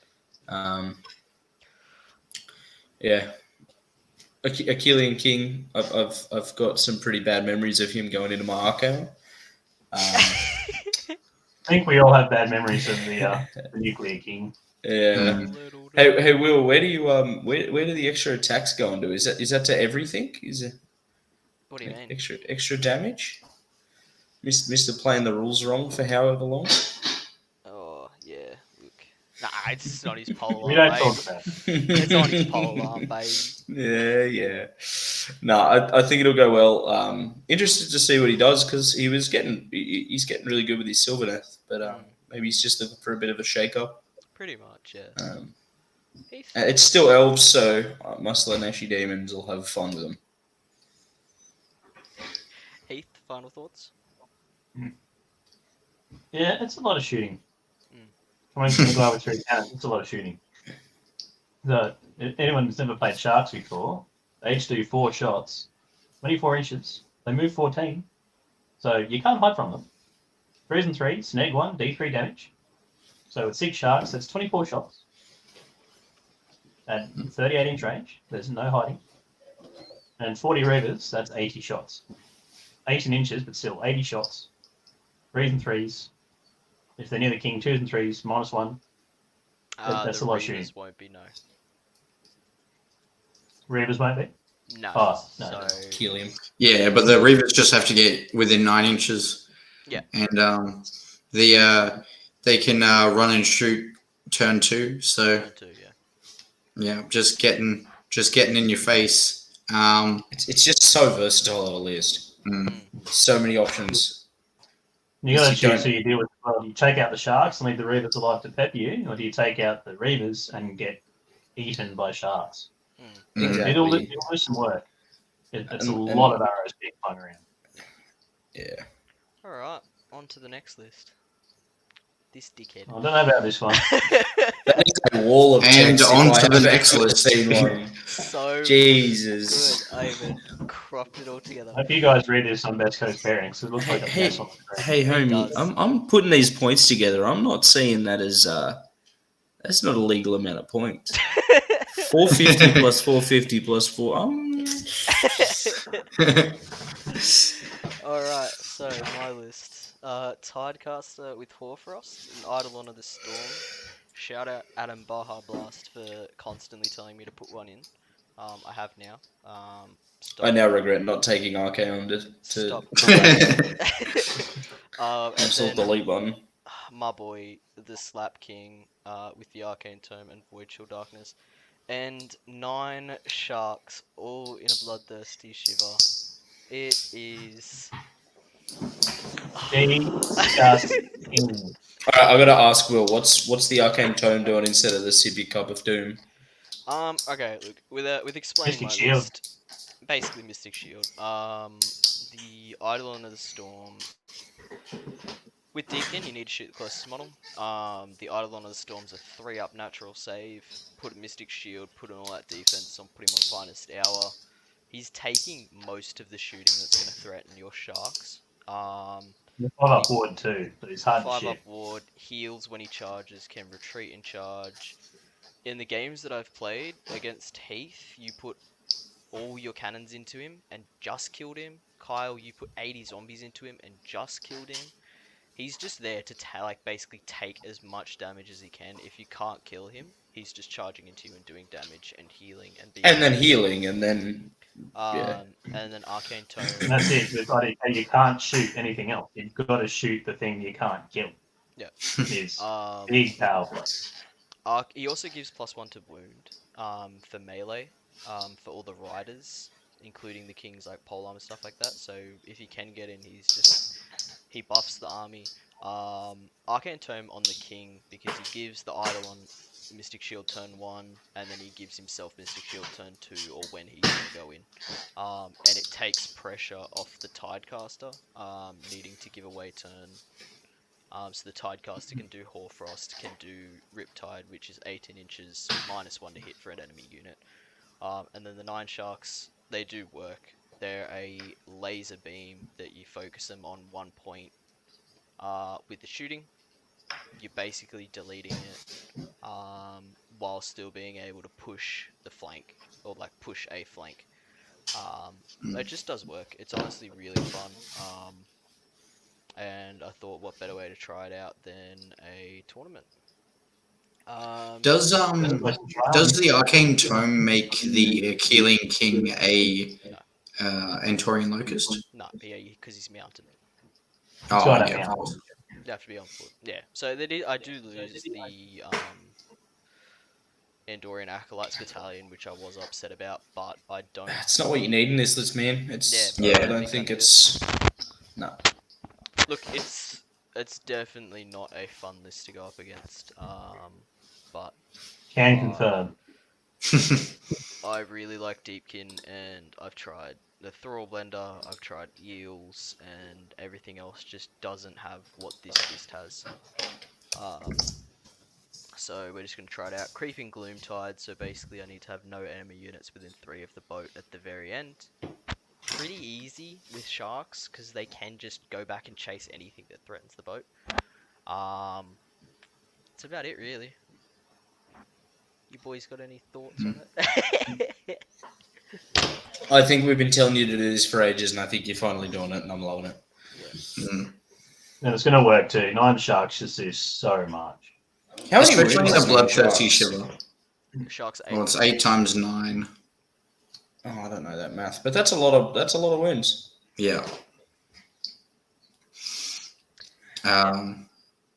Yeah, I think I think sharks, especially with the changes to bloodthirsty shiver and their points changes, just became like ridiculous.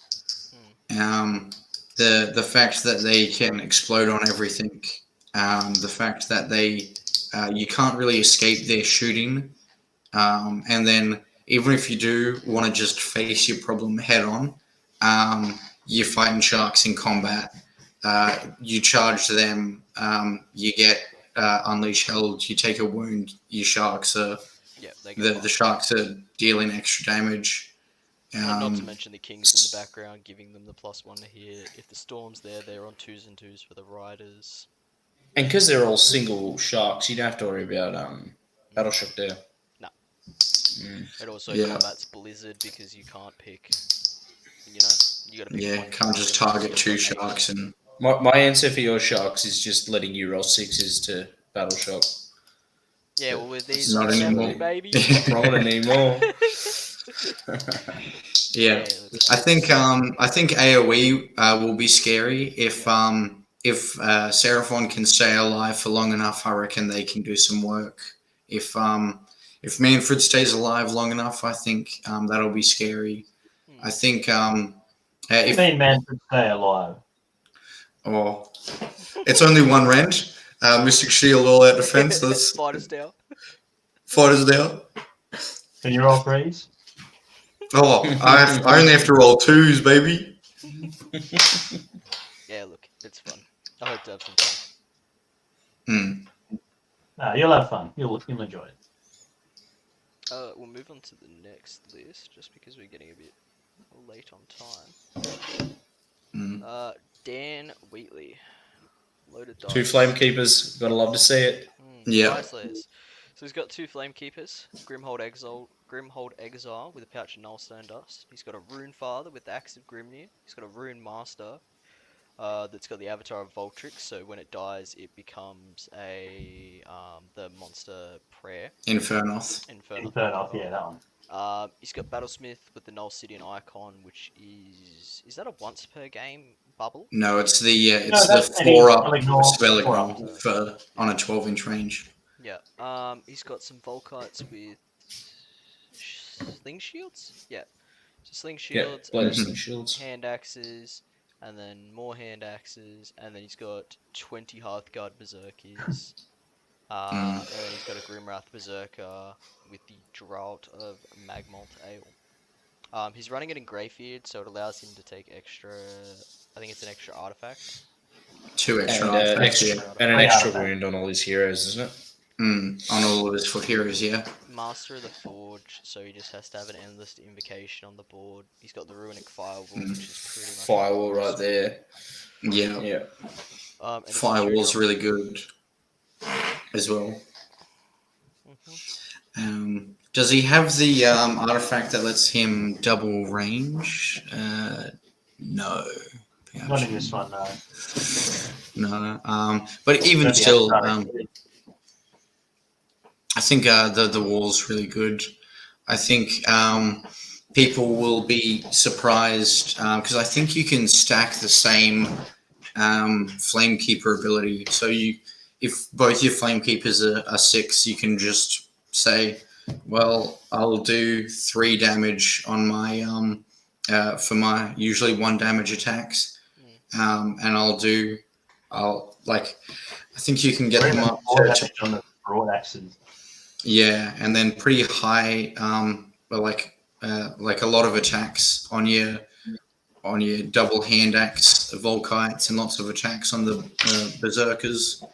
It'll catch people off guard, I think, and then just like a good Grimwrath Berserker, just there it is, Drought of Magmoth Air. I forget what that one is, but the Game Grim. doubles his attack. That's right. So that will really surprise people.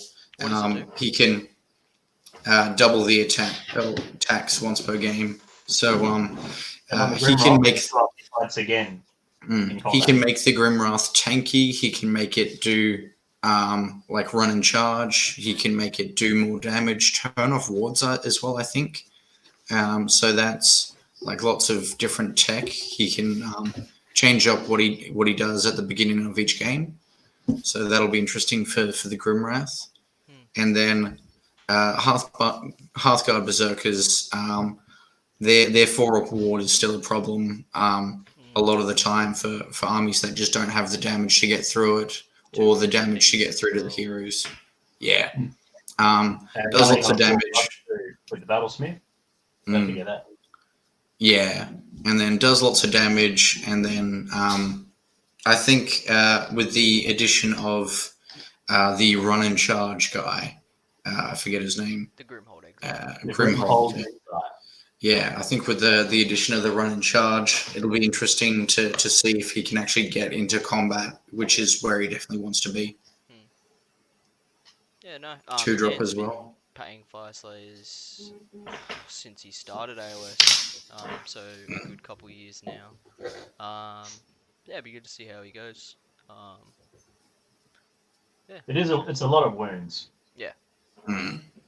There's 30 Volkites, that's 60 wounds, and the Hearthguard, Yeah. 80 wounds, but they have a 4-up ward save as well, so double their wounds basically. We'll add another wound to them. If you've got the damage, you can shoot through Volkites, but it's a lot of wounds. It's a lot of attacks. Flame Keeper stack. Kyle, we know how good that is. Damage through Volkite, it's nasty. And the 4-up rally, he can recycle. Yeah. So do not take slow, naked, angry dwarves for granted. No. They do have some tricks. Any more final? And they'll be a lot tankier because you can't shoot their heroes as easy anymore as well with the changes to Lookout, sir.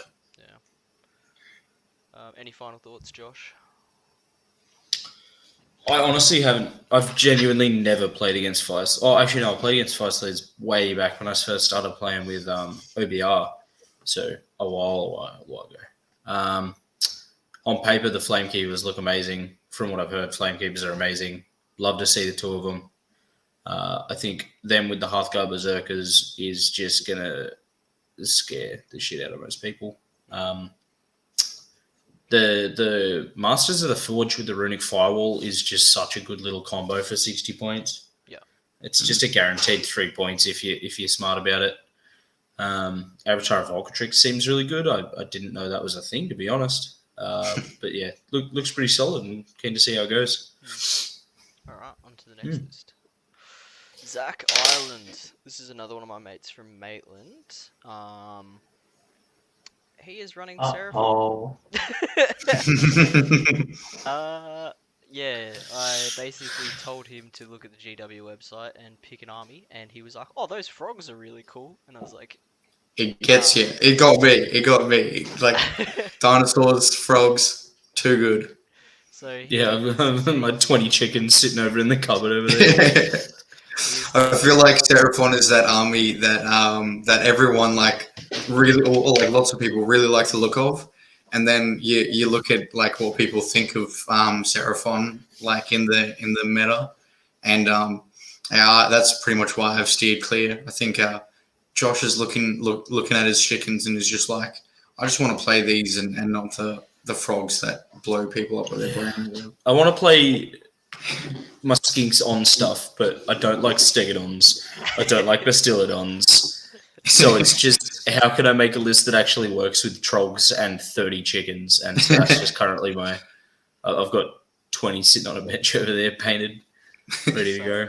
Zach's list is a very classic Starborn list of, I'm going to put the Slan General in and Croak, and we'll see what else we can Lord of Celestial Resonance stuff. That's what a crazy. I don't think I've ever seen that played in my life. He actually hasn't got the Spacefold Yeah, he's taken the Stegodon helm instead. Yeah, so he's got Skink Oracle and Troglodon with Sacred Stegodon helm, and then it's got Celestial Good little Armor artifact. and Cosmic Crush. He's got Lord Croak with Stellar Tempest and Tepox Benefice. He's got the classic Ashworth Bearer. The Slan Star Master General. This is an interesting pick. Lords of Celestial Resonance. Comet's Call Merciless Blizzard, like it needs to do more mortal wounds. Love you, Zach. Skink Star Priest with Cosmic Crush and Hoarfrost, and then he's just got some Warriors, some Skinks, and then some Saurus Guard to keep the, I'm assuming, Croak and Slan still alive. Starborn, Fangs of Sotek, so he's got the 3 redeploy with the Skinks, but hasn't really got Skinks to do it. Can summon him in. Starborn, Realm Shaper Engine. I mean, even the Troglodon can use that as well, because it's they changed it to just skink keyword, I'm pretty sure. Yeah. So pretty much the Trog and anything that he summons in is benefiting from it. Yeah, and then he's got the Battle Regiment and Warlord, and then up to 1995 points.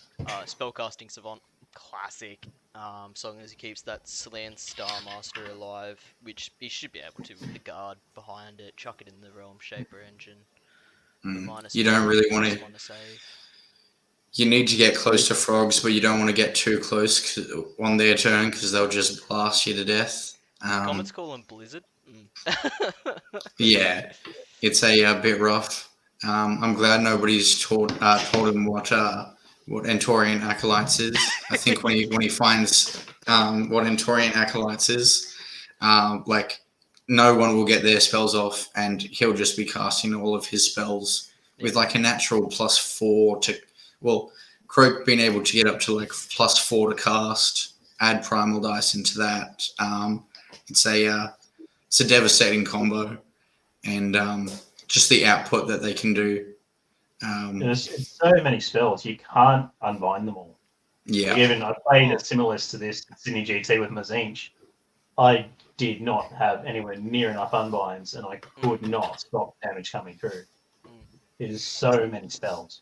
Yeah, and you save your spell, you save your unbinds for a spell that you know is going to damage, and by the time you've done that, he's gotten 8 spells off, everything's half dead, and then he fails the spell you under unbind anyway. Or he rolls the 2 6s and then just chucks the primal dice. Yeah, 2 6s on primal dice.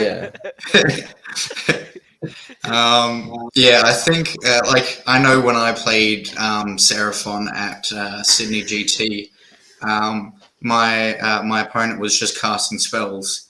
And then I was just like, oh, how many celestial summoning points do you have now? And he's just like, oh yeah, I've been keeping track. I've just got like, I've got 20 from this one dude who has the whatever it is, the double Lord of Celestial Resonance, yeah. And then also when he unbinds himself, he gets another celestial point.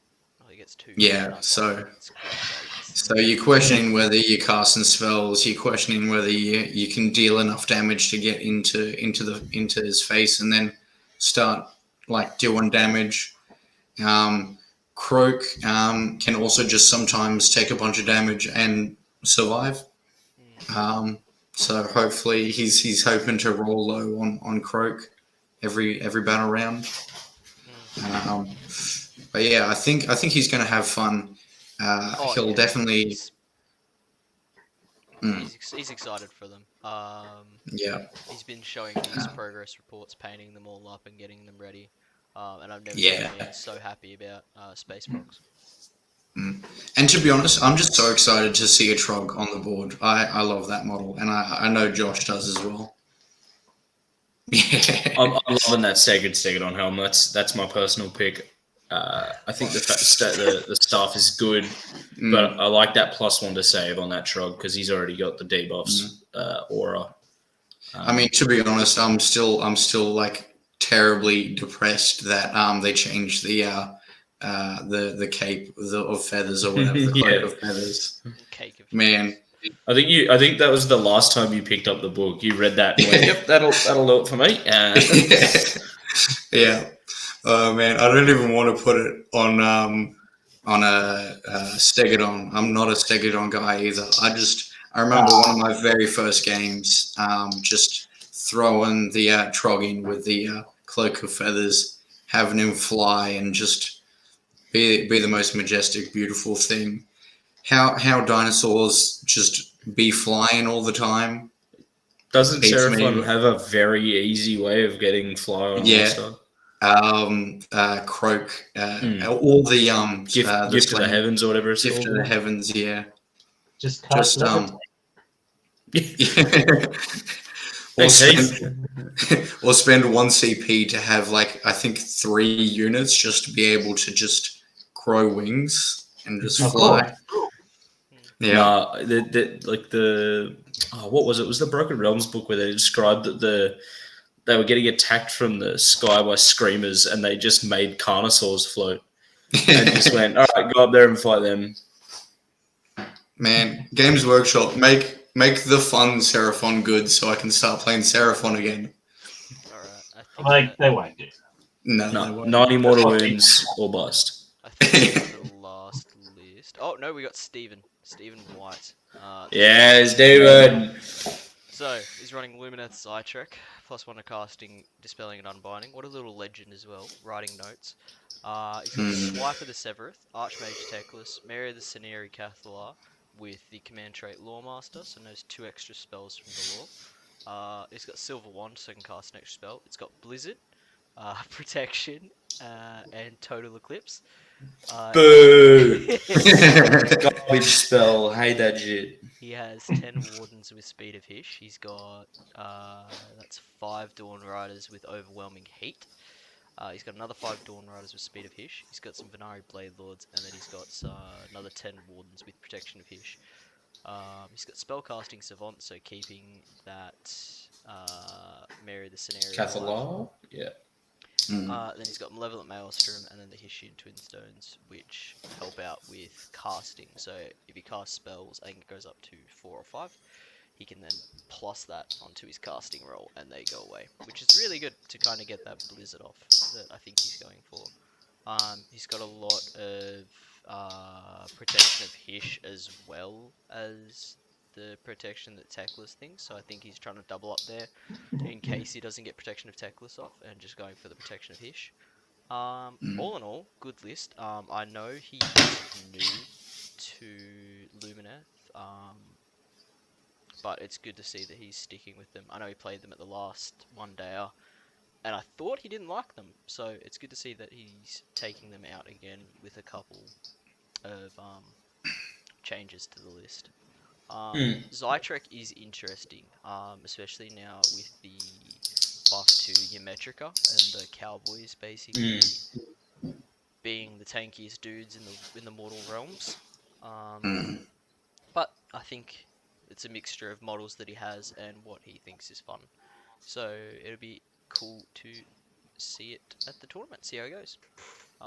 Heath, any thoughts?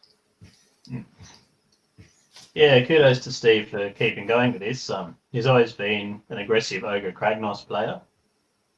It's a boy after my own heart. I don't play Kragnos myself, but he's always played Kragnos with the Stone Horns, with the Mournfang, all up in your face, smashy smash. So this is very different.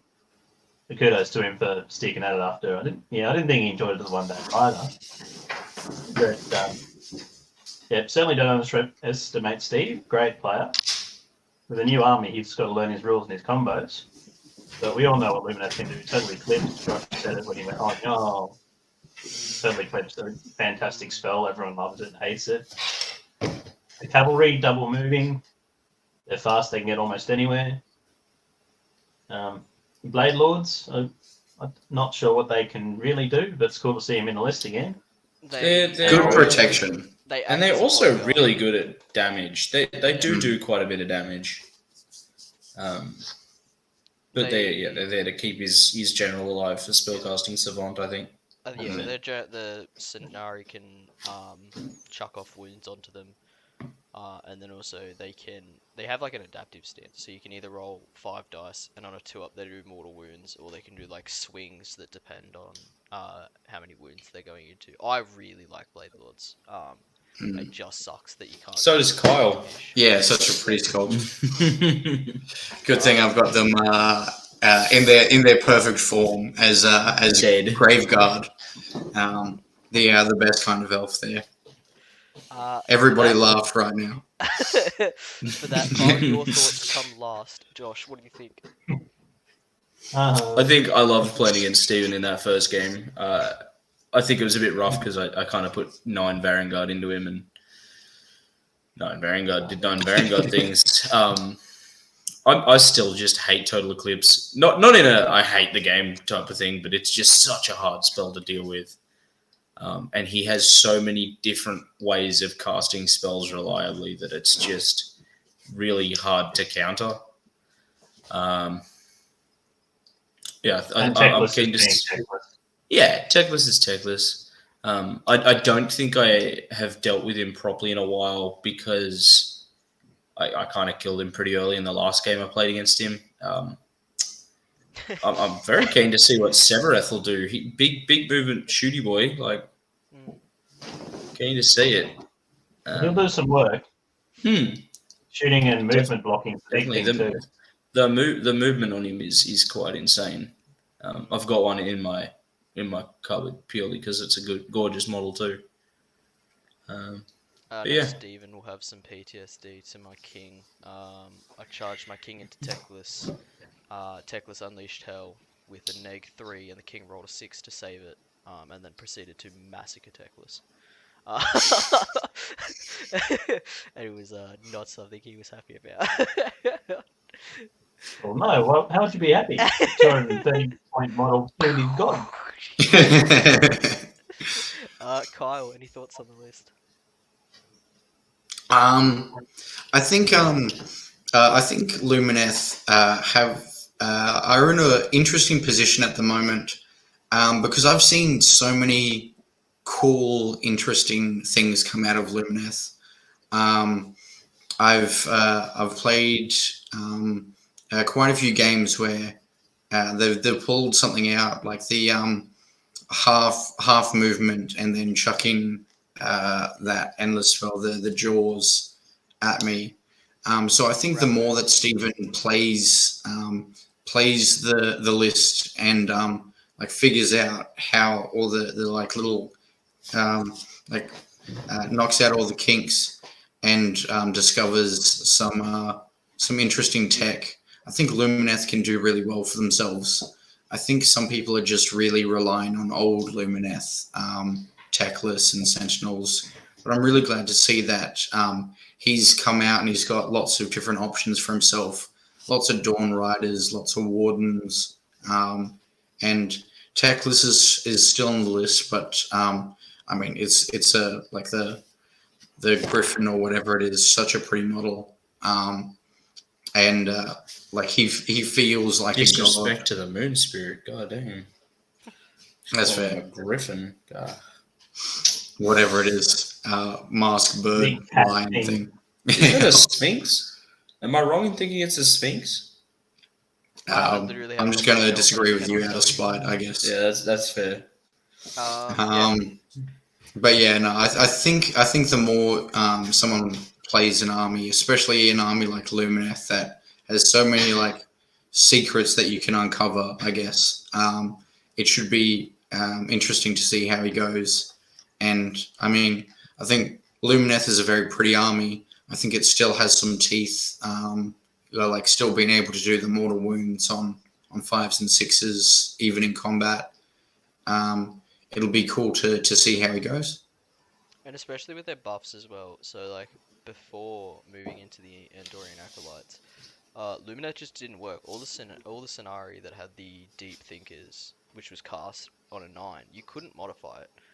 Now you can benefit from those. The only problem is it is cast on a 9, so the modifiers only count towards your unbind value. So if you use Deep Thinkers, you can't cast Blizzard, you can't cast stuff like that. Yeah, but it's still just like it's still a buff, 100%. They're not. It's just gets the magic army you needed to go on. Yeah, it's army that can't benefit from the new magic rules. 100%, 100%. The only problem with Deep Thinkers is if a spell's cast on anything more than a 9, you've got problems. But there's not many spells cast on. It's only Total Eclipse. More than 9. What's Total Eclipse cast on? 8. It's two different things. It might be a 9. Who knows? That is 12. Who knows these days? Who knows? 13. Yeah, Mr. I know all the elf rules. as I'm still gonna get them wrong. All right. Bit of a recap and thoughts. We're coming on 2 hours. I have so no thoughts. It's Ever. been a bit of a long one. Ever. Probably best to listen to Ever. this in a podcast form, being a 2-hour video that we just all rambled on.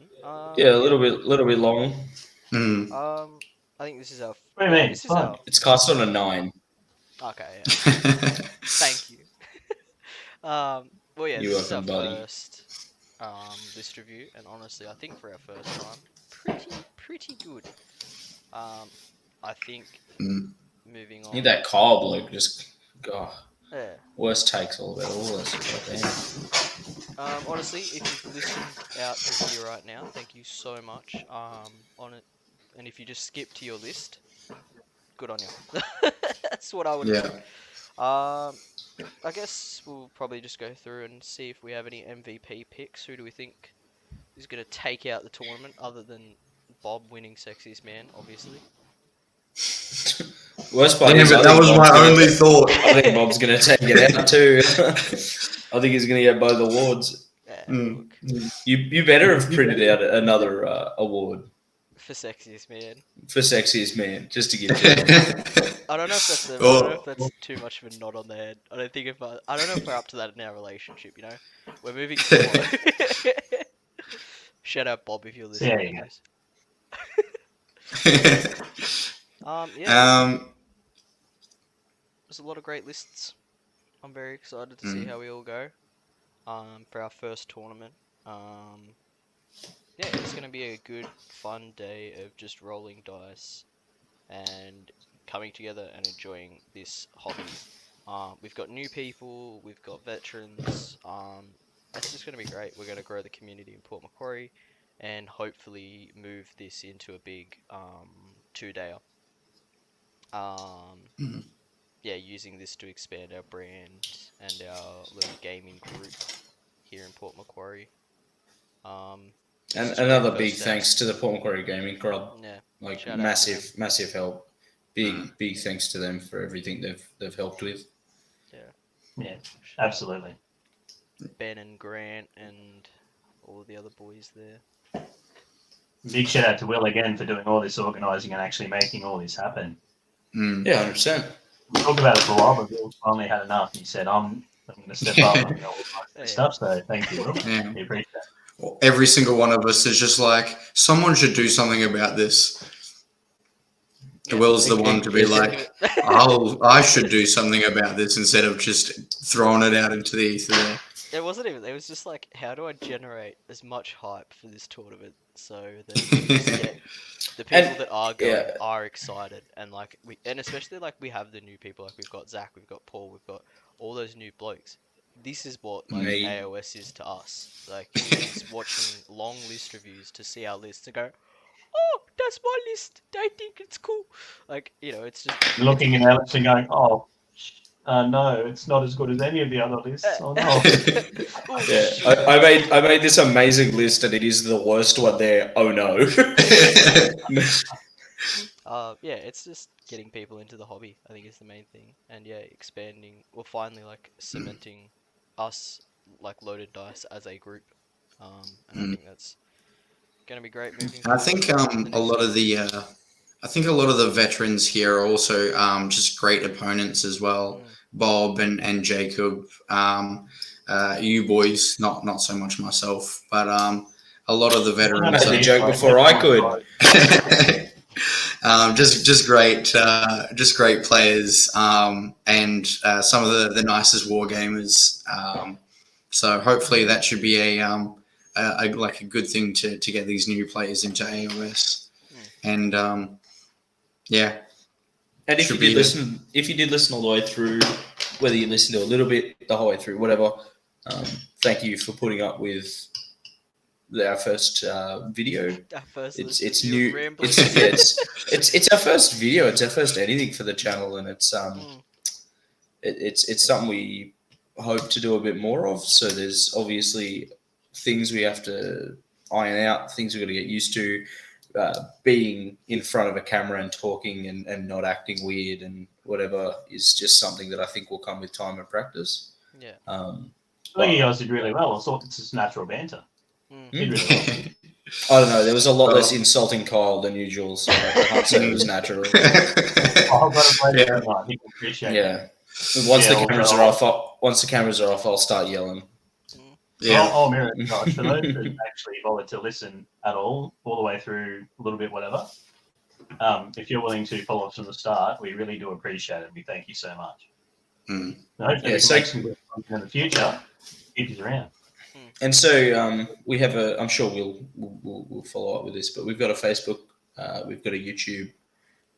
If you're interested in following anything we do, it's all under the Loaded Dice name.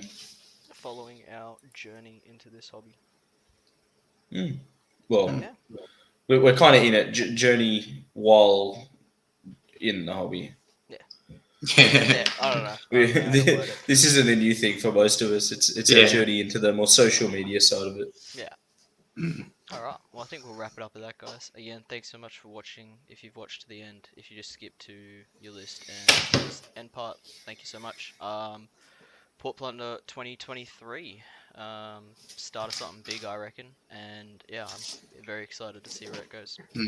Let's all get excited. Yeah. Thank you for watching. We probably will follow up with a podcast as well after, just basically discussing.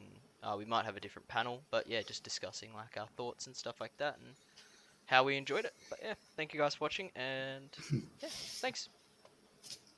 See you guys. Bye-bye. Bye.